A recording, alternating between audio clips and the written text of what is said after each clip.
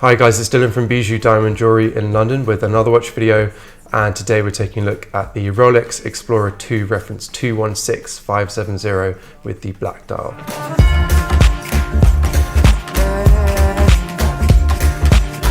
As with all my reviews, let's go back in time now and take a look at the history of this watch.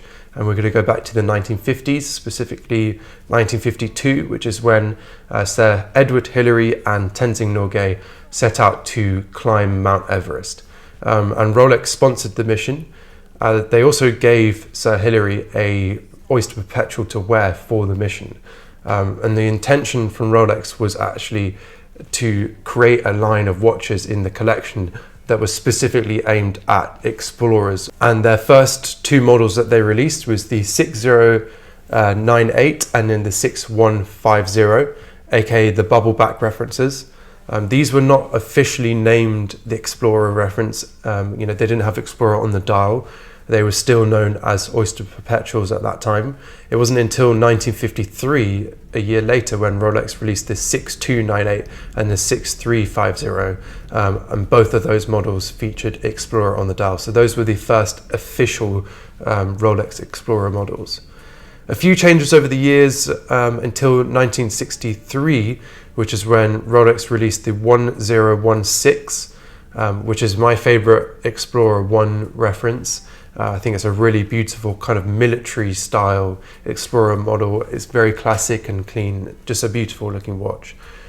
This model remained in production until 1989, but we're actually going to go back to 1971, which is when Rolex introduced the Explorer II. The Explorer II was a larger sized case than the Explorer 1. The Explorer II, the first reference was the 1655, and it featured a 39mm case size.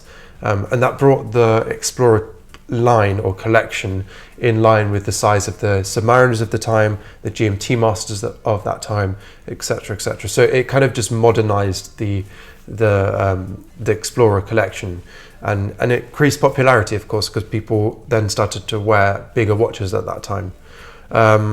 This first Explorer II model featured a 24-hour fixed bezel and also a 24-hour hand, but it wasn't a dual time zone timepiece like a GMT Master. The reason Rolex added this 24-hour bezel and the 24-hour hand was actually because often explorers found themselves in places where there was no sunshine or no light, so there's no real way of telling if your watch was at 4 a.m. or 4 p.m., which obviously is pretty important. When you're an explorer, you need to know when to rest and when to climb and continue on your expedition. So Rolex introduced a 24-hour hand so that an explorer, when wearing an Explorer, was able to tell what time of day it was on the 24-hour scale. So that was the reason for introduction, and they made the 24-hour hand in orange, and that was basically for ease of reading. A quick glance with your torch, and you'd quickly be able to tell where in the day you are. There was also a lot of addition of lume onto the dial as well to make it glow in the dark. Helped legibility, of course, in those darker places. Moving on to 1985, which is when Rolex released the 16550 reference, and this had a new movement that allowed the user to independently adjust 24-hour hand to the rest of the movement, which then made it become a dual time zone timepiece. Even though it wasn't the intention of the watch, by now having that independent adjustment, you could now change it and make it into your own kind of GMT master in a way. In 1989, a couple of years later, Rolex released the 16570, which is my favorite reference of the Explorer II, and that is the most similar to what we're seeing today. Then moving on to 2011, which marked the 40th anniversary for Explorer II, Rolex celebrated this momentous occasion by releasing the 216570, which featured a brand new case at 42mm, so increased the case size from 40 to 42, and it also received some other updates and changes to the piece as well. And then 10 years later, in 2021, last year, Rolex released the 26570 to celebrate the 50th anniversary of the Explorer II. And that release last year was a really minor update, new movement, and some small changes to the design of the actual watch. So that concludes the history of the watch. Let's take a look now at its features. We're going to start with the clasp. The clasp on this watch is the standard oyster clasp in almost all brush finish. We've got polished sides though, but the top of the clasp is brushed.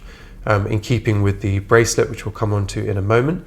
The clasp features an easy link adjustment as well, so you can increase the size of the bracelet by 5mm really easily. So in the summer when your wrist expands, you can then adjust your bracelet and make the watch fit a little bit better. Moving on to our bracelet now, we have a oyster bracelet, standard oyster bracelet from Rolex with a brushed finish to match the clasp. The brush finish for the clasp and the bracelet is really good. I like that kind of utility feel, same as we see on the Submariner and a couple other models in the collection. I prefer it to the models with the polished center links. It definitely does hide scratches better, but if you get a scratch across the grain or against the grain, you will see it pretty clearly. Moving on to the case now, we've got a really beautiful case on this watch. It's kind of a combination between a more elegant case like we see on a Datejust and something more angular and kind of tool-like we see on the Submariner. So it has those sharper edges, but it definitely has a bit more of an elegant feel like a Daytona or a Datejust. Those longer kind of elongated lugs definitely create that more elegant feel, and that steel bezel as well helps to make it look a little bit more elegant. So yeah, I really like the case on this. Quite small little compact crown guards and a very compact crown as well.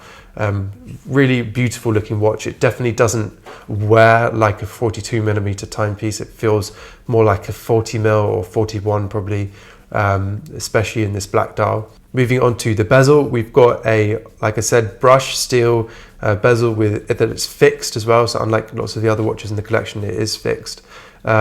And it has these kind of numbers, so they're recessed numbers painted in black, and they look really sharp and clean and really suit the dial. It all lends in to itself beautifully, and that the date window as well kind of highlights that same style. It really ties in really nicely, and I like the steel on steel look here like we have. It's kind of reminiscent of the old Daytona 116520 reference. Moving on to our dial now, we've got a black dial on this watch with the nice maxi markers, which makes it really legible. They are white gold maxi markers filled with lume. So the watch does glow in the dark with this really cool color, this kind of bluish green color. It makes it very, very legible, and the kind of signature style, or the star of this dial, is that big orange dart style hand with the orange Explorer II writing, very Explorer-esque being in orange. I really like that hand. I think it's great, and I love how they've tied it in with the Explorer II writing as well. It's just very simple, very clean, not too much writing on the dial, not too much kind of going on. It is just really easy to read. Some may find the forehand design cluttered, but I actually think it is really well organized, and you kind of would just get used to it straight away, knowing to read that orange hand off the bezel rather than the watch, depending on how you've set it, of course. But yeah, really, really nice, clean dial. I like it a lot. I like the crispness of it, and I think the black wears slightly smaller than the white as well, which makes it kind of lend itself better to people that preferred the older 40mm reference of this watch. That concludes the features of this watch. Let's take a look now at whether or not I'd own it. Yes, I would probably own it, but I would prefer to own the older reference, the 16570, the 40mm reference, and I would prefer to own that model with the white dial. I think that's a fantastic looking watch. I love the size of that watch as well. It's just very classic, and it's kind of got a strange, very pancake flat feel to it that these don't have. These have much more of a modern kind of chunky life to them. That old one feels really flat. So I do prefer these in the essence. They do have a bit more wrist presence than that, but I do prefer the kind of more classic older style feel, again slightly reminiscent of a older pre-ceramic Daytona from Rolex, which I really like. Yeah, beautiful watches. Personally would own the older reference, but these are fantastic, and as you can see, this newer reference, the 42mm, doesn't wear too large on my wrist. My wrist is 16.5 centimeters, and it definitely wears more like a 41 or even certain watches in a 40, depending which brand you're talking about. So that concludes the review on this Explorer 2. Please let us know what other watches you guys would like us to take a look at in the Rolex collection.